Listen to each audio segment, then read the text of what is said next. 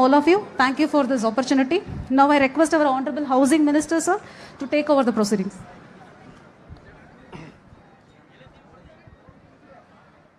సభకు నమస్కారం. ఈరోజు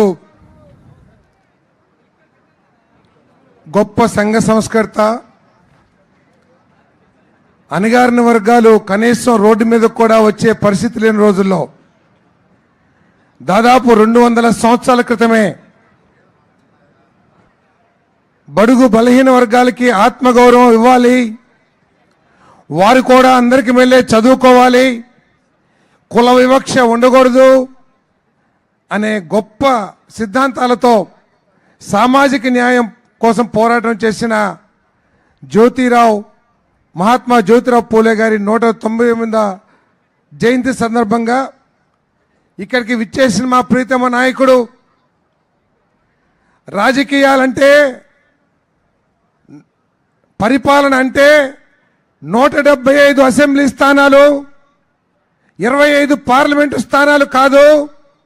రాజకీయం అంటే, పరిపాలన అంటే 5 కోట్ల ప్రజానీకం, దాంట్లో 70% ఎస్సీ ఎస్టీ బీసీ రైతులు మహిళలు ఉన్నారు.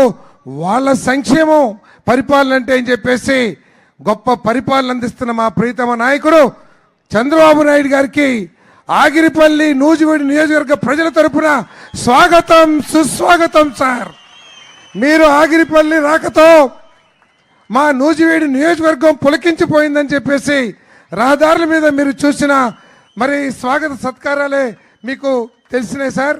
మరి మీరు ఈరోజు మన నియోజకవర్గంలో అనేక సమస్యల పరిష్కారానికి కానివ్వండి, బలహీన వర్గాల కోసం మన ప్రభుత్వం చేస్తున్న అనేక కార్యక్రమాలు కానివ్వండి, పాలసీస్ కానివ్వండి, మన ముఖ్యమంత్రి గారు తెలియజేస్తారని చెప్పేసి మనం చేస్తాను. మనందరం కూడా తిరుపతి వెళ్తాం. తిరుపతి వెళ్ళి క్యూలో నించున్నప్పుడు ఒక పక్క నిలువటెత్తు ఆపద్బాంధవుడు వెంకన్న కనపడతా ఉంటాడు, ఇంకో పక్క భక్తుల్ని తోసేస్తున్న టీటీడీ అధికారులు, అదేవిధంగా పూజారులు కనపడతారు. ఈరోజు కూడా నా పరిస్థితి అదే. దేవుడు ఎదురుగుండా కోరికలన్నీ మర్చిపోయి ఆఖరికి వెంకన్నా మమ్మల్ని అందరినీ సరిగ్గా చక్కగా చూడవా అని చెప్పేసి వచ్చేస్తాం. ఈరోజు మన ముఖ్యమంత్రి గారు ఇక్కడికి విచ్చేసినా కూడా నిన్న మా అధికారులు వెంకటేష్ గారు చెప్పిన మాటలే గుర్తుకొస్తా ఉన్నాయి. 5 నిమిషాల్లో నువ్వు పూర్తి చేయాలని చెప్పేసి, మరి ఏం అడగాలో కూడా అర్థం కాని పరిస్థితి అని చెప్పేసి మీ అందరికీ మనం చేస్తాను. ఏదేమైనా కూడా ఒక విధ్వంసకర పరిపాలన నుంచి ఒక గొప్ప భవిష్యత్తు మీద ఆశలు కల్పించే ప్రభుత్వానికి మనం వచ్చామని చెప్పేసి మీ అందరికీ సవినయంగా మనం చేస్తామని నేను నా ఎస్సీ, నా ఎస్టీ, నా బీసీ అని చెప్పడం కాదు, వారి జీవితాలకి ఒక భవిష్యత్తు కల్పించాలి, వారి పిల్లలకి ఒక భవిష్యత్తు కల్పించాలి, భవిష్యత్తు మీద ఒక నమ్మకం కల్పించాలనే లక్ష్యంతో ఈరోజు చంద్రబాబు నాయుడు గారు ఆహర్నిశలు కష్టపడతా ఉన్నారు. మనందరం కూడా చాలా సంతోషంలో ఉన్నాం.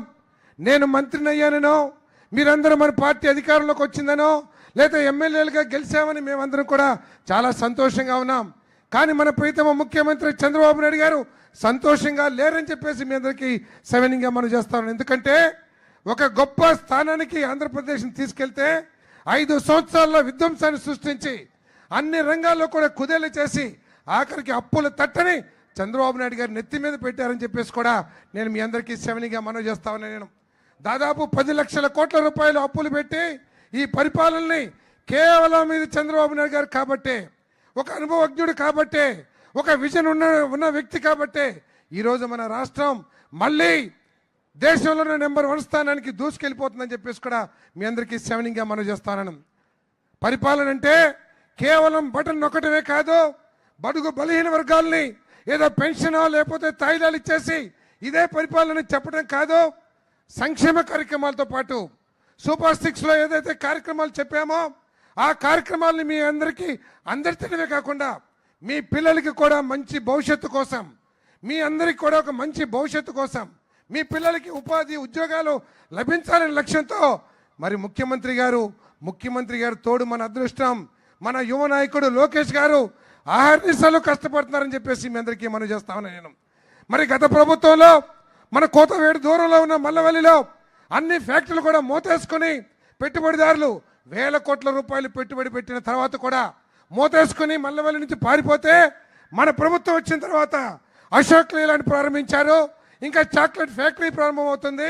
అందరు యువకులు కూడా మాకు ఉద్యోగాలు ఇప్పించండి అని చెప్పేసి మరి మా దగ్గరికి వస్తున్న పరిస్థితిని మీ దృష్టికి తీసుకొస్తామని ఈరోజు ఈ 10 నెలల కాలంలోనే 7 లక్షల కోట్ల రూపాయలు పేపర్ మీద కాదు సుమా, ఉపన్యాసంలో కాదు సుమా, ఆర్సలరీ మిట్టల్ మన లోకేష్ బాబు గారు ఒక్క జూమ్ కాల్ మీటింగ్తో దాదాపు 1,30,000 కోట్ల రూపాయలు విలువ చేసే స్టీల్ ప్లాంట్ని ఒరిస్సాలో ఏర్పాటు చేయాలని యాజమాన్యం నిర్ణయించినా కూడా దాన్ని మన రాష్ట్రానికి తీసుకొచ్చి మరి మొన్ననే మరి క్యాబినెట్లో కూడా దానికి సంబంధించిన అన్ని నిర్ణయాలు తీసుకున్నామని చెప్పేసి మీకు మనం చేస్తాను. అంతేకాదు గత ప్రభుత్వంలో మనందరం కూడా చూసేవాళ్ళం ఎస్సీ ఎస్టీ బీసీ అని చెప్పేసి పదే నేతి బీరకాయలు నెయ్యి ఎంత ఉంటుందో ఎస్సీ బీసీ ఎస్టీల కోసం ఆలోచన కూడా అంతే ఉండేదని చెప్పేసి మీకు మనం చేస్తామని నేను ఒక చిన్న ఉదాహరణ మా శాఖలో చెప్తాను. మరి అంతకుముందు చంద్రబాబు నాయుడు గారు 2014-2019లో పేదవాళ్ళ కోసం 2.5 లక్షల రూపాయలు పెట్టి ఒక ఇల్లు కట్టిస్తే ఆ 2.5 లక్షల రూపాయలు కూడా పూర్తిగా రాష్ట్ర ప్రభుత్వం యొక్క నిధులతో కట్టిస్తే 2.5 లక్షలు ఇవ్వటమే కాకుండా ఆర్థికంగా బలహీనంగా ఉన్నారని ఎస్సీ ఎస్టీలకి 50,000, 75,000, లక్ష రూపాయలు అదనంగా ఆర్థిక సాయం చేసి గృహ నిర్మాణం చేస్తే తర్వాత వచ్చిన ప్రభుత్వం ఆ 2.5 లక్షల రూపాయలని 1,80,000 చేస్తమే కాకుండా రాష్ట్ర ప్రభుత్వం నుంచి కనీసం 30,000 కూడా ఇవ్వని ఎస్సీ ఎస్టీ బీసీల మీద ప్రేమ ఏ పాటిదో మీరు అందరూ కూడా అర్థం చేసుకోమని చెప్పేసి మీకు మనం చేస్తాను. ఇటీవల మేము ముఖ్యమంత్రి గారి దగ్గరికి వెళ్ళినప్పుడు ఎందుకు కట్టలేకపోతున్నారు ఇల్లులు, ఎందుకు ఇన్ని లక్షల ఇల్లు మిగిలిపోయినాయి అంటే, సార్ మిగిలిపోయిన వాళ్ళంతా కూడా ఎస్సీ ఎస్టీ బీసీలే సార్ అని చెప్తే, సరే పోయిన ప్రభుత్వంలో మనం ఇచ్చినట్లు గత జగన్మోహన్ రెడ్డి గారి ప్రభుత్వం ఆ ఎస్సీ బీసీలకు ఇచ్చిన అదనపు నిధులన్నీ కూడా క్యాన్సిల్ చేస్తే ముఖ్యమంత్రి గారు స్వయంగా కల్పించుకొని ఎస్సీ ఎస్టీలకు ఇద్దాము మన 50,000, 75,000 అని చెప్పేసి ప్రపోజల్ పెట్టి మేము ప్రపోజల్ పంపిస్తే క్యాబినెట్ మీటింగ్లో మమ్మల్ని అందరినీ కూడా బీసీలకు ఎందుకు ఇవ్వలేదు, ఎస్సీ ఎస్టీలకు ఇవ్వాలి, బీసీలు కూడా ఆర్థికంగా బలహీనంగానే ఉన్నారు వారికి కూడా పెట్టనని చెప్పేసి ఈ ఆర్థిక క్లిష్ట పరిస్థితుల్లో కూడా 3,500 కోట్ల రూపాయల భారాన్ని ప్రభుత్వం మీద వేసుకుంది. అది ఎస్సీ బీసీ ఎస్టీల మీద ప్రేమ అంటే అని చెప్పేసి మీ అందరికీ సెవెన్గా మనం చేస్తామని నేను. గత ప్రభుత్వం రైతులు అనేది ఆఖరికి ధాన్యం కొన్ని 6 నెలలకు కూడా డబ్బులు ఇచ్చే పాపాన్ని పోలా. దాదాపు మరి 1,600 కోట్ల రూపాయలు మరి ముఖ్యమంత్రి చంద్రబాబు నాయుడు గారే కూటమి ప్రభుత్వమే ఇచ్చిందని చెప్పేసి మీ అందరికీ సెవెన్గా మనం చేస్తాను. ఆ విధంగా అన్ని అప్పులు పెట్టి కాంట్రాక్టర్లకు కానివ్వండి, ఉద్యోగస్తులకు కానివ్వండి, ఆఖరికి మన పిల్లల మధ్యాహ్న భోజన పథకానికి కూడా డబ్బులు కొన్ని వేల కోట్లు ఎగ్గొట్టి వెళ్ళిపోయిన విషయాన్ని మీ దృష్టికి తీసుకొస్తానని చెప్పేసి కూడా నేను ఈ సందర్భంగా తెలియజేస్తామని నేను. మరి మన ప్రభుత్వంలో మరి ముఖ్యమంత్రి గారు కేవలం ఏ రోజుకా రోజు చూస్తల్లా మీ భవిష్యత్తు రాబోయే 50-60 సంవత్సరాలు ఏ విధంగా ఉండాలి. ఈరోజు ఆ రోజు మీకు గుర్తుంటుంది, జన్మభూమి ఈ రాష్ట్రం నుంచి గ్రామాల నుంచి వెళ్ళిపోయి వారి కుటుంబీకులు చనిపోతే ఆ గ్రామాలతో సంబంధాలు తెగిపోయిన సందర్భంలో అయ్యా మీరందరూ కూడా ఈ గ్రామంలో పుట్టారు, మీ పూర్వీకులు ఈ గ్రామంలో పుట్టారు, మీ పుట్టుక జన్మభూమి మీద రుణం తెచ్చుకోండి అని చెప్పేసి ఒక పిలిపిస్తే ఆ రోజు కొన్ని వేల కోట్ల పెట్టుబడులు ఇతర దేశాల నుంచి ఇతర రాష్ట్రాల నుంచి వచ్చి మన గ్రామాల్లో ఏ విధంగా అభివృద్ధి చేసుకున్నామో మీ అందరికి కూడా గుర్తుంటుంది. మరి ఈరోజు కొత్త నినాదం చెప్పారు, కొత్త ఇది P4 పథకం ఏమిటంటే మన ప్రభాకర్ గారు ఉన్నారు, మన ప్రసాద్ గారు ఉన్నారు, వీరు మన నూజివీడు నియోజకవర్గంలో జన్మించి ఇక్కడ చదువుకున్నారు. భగవంతుడి ఆశీర్వాదంతో అదేవిధంగా సమాజం ఆశీర్వాదంతో వారు మంచి ఉన్నత స్థానానికి వెళ్ళారు. ముఖ్యమంత్రి గారు చెప్పారు, అయ్యా ప్రభాకర్ నువ్వు బాగా చేసుకున్నావు, మాకు చాలా సంతోషం, కానీ నువ్వు నీ బాల్యంలో నీ చుట్టూతో ఉన్న పేద కుటుంబాలు ఇంకా అట్టడుగునే ఉన్నాయి, వాళ్ళని కూడా నీ ఇష్టం వచ్చినట్లు ఒత్తిడి లేదు, బెదిరింపు లేదు, ఇది లేదు, మీరు ఇష్టం వచ్చింటే కొన్ని కుటుంబాలని దత్తత తీసుకుని మీరేమి డబ్బులు ఖర్చు పెడతారో పెట్టరు, అది మీ ఇష్టం, కానీ వారి పిల్లలు ఏ విధంగా చదువుకోవాలి, ఏ విధంగా ముందుకు వెళ్ళాలి, వారి కుటుంబంలో సమస్యలుంటే వైద్యపరమైన సమస్యలు, విద్యాపరమైన సమస్యలుంటే ఏ విధంగా తెచ్చుకోవాలి అని చెప్పేసి మీరందరూ కూడా మార్గదర్శకులుగా కుటుంబాలకు ఉండమని చెప్పేసి కొత్త విధానాన్ని మరి తీసుకొచ్చి P4 విధానాన్ని ప్రపంచంలో కూడా ఎక్కడ లేని విధానాన్ని తీసుకొచ్చి ఈరోజు రాష్ట్రంలో చేస్తూ ఉన్నారు. నేను ప్రభాకర్ గారికి ప్రసాద్ గారికి ఫోన్ చేశాను, ఒక్క నిమిషం కూడా మాట్లాడలా.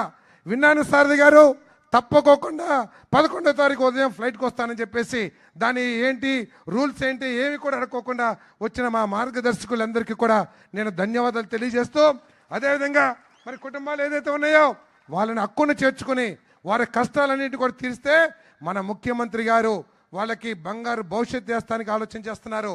ఆయన ఏదో మన వ్యాపారస్తులకు పారిశ్రామికవేత్తలకు కష్టమా? ఈ రాష్ట్రంలో 1,50,00,000 కుటుంబాలుంటే ప్రతి కుటుంబం నుంచి కూడా ఒక వ్యాపారవేత్త కావాలి.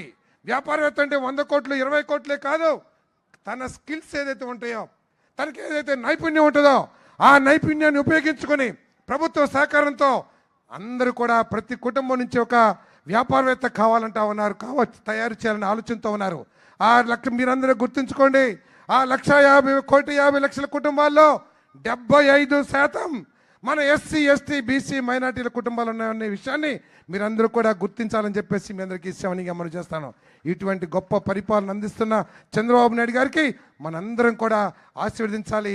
ఏదైతే జ్యోతిరావు పూలే గారు ఆ రోజు సామాజిక న్యాయం కోసం ఆలోచించారో, ఈరోజు ఆర్థిక పరమైన సామాజిక న్యాయం కోసం మన ముఖ్యమంత్రి చంద్రబాబు నాయుడు గారు ఆలోచిస్తున్నారనే విషయాన్ని మీరందరూ కూడా గుర్తించాలని చెప్పేసి మీ అందరికీ శవనింగా మనం చేస్తూ, సార్ మా సమస్యలు ఉన్నాయి, ఇప్పటికే చాలాసేపు మాట్లాడాను సార్. మా నియోజకవర్గం చాలా వెనకబడిన నియోజకవర్గం సార్, అంతా బీసీలు ఎస్సీలు ఎక్కువగా ఉన్న నియోజకవర్గం సార్. మరి అంతా మెట్టభూమి సార్. మీ అందరికీ తెలుసు, విధ్వంసకర పరిపాలన అంటే వాళ్ళు ఏదో గింజుకుంటున్నారు. కానీ మీరు చింతలపూడి ప్రాజెక్టుని 9,000 కోట్లతో ప్రారంభించి 5,000 కోట్లతో మాకు ఖర్చు పెడితే దాన్ని బూజు పట్టించేటట్టు చేశారు సార్. అది పూర్తి చేయాల్సిన అవసరం ఉంది సార్. మా దగ్గర 3 చెరువులు ఉన్నాయి సార్, సగ్గూరు చెరువు, కొమ్మూరు చెరువు, వెంకన్న చెరువు, మిర్జాపురం. ఆ చెరువులు ఒక్కొక్కటి 150 ఎకరాలు 100 ఎకరాలు ఉన్నాయి సార్. మన పోలవరం కాలువ నుంచి లిఫ్ట్ ఇరిగేషన్ పెడితే 20,000 ఎకరాలు మరి చక్కగా పండే పరిస్థితులు ఉన్నాయి. కాబట్టి తమరు ఒక్కసారి ఆలోచించామని చెప్పేసి మీకు మనవి చేస్తామని సార్. ఎన్ఎస్పి కాలువ సార్, ఎన్ఎస్పి కాలువ ఇవన్నీ కూడా తమరికి ఇస్తాను సార్. దయచేసి తమరు మాత్రం మీరు మా పెద్ద మనసు చేసుకుని మా నియోజకవర్గానికి ఆశీర్వదించాలని చెప్పేసి, మీ ఆశీర్వాదంతోనే మీరు పంపిస్తేనే నూజివీడు వచ్చాను సార్. నేను ఆ రోజు భయపడతా ఉంటే, సారదే నువ్వు నూజివీడు వెళ్ళు, నేను గెలిపిస్తాను అని చెప్పేసి నన్ను ఆశీర్వదించి మీరు పంపించారు సార్. కాబట్టి మేము నా నియోజకవర్గాన్ని కూడా అభివృద్ధి చేయడానికి సహకరించమని కోరుతూ సెలవు తీసుకుంటున్నాను సార్.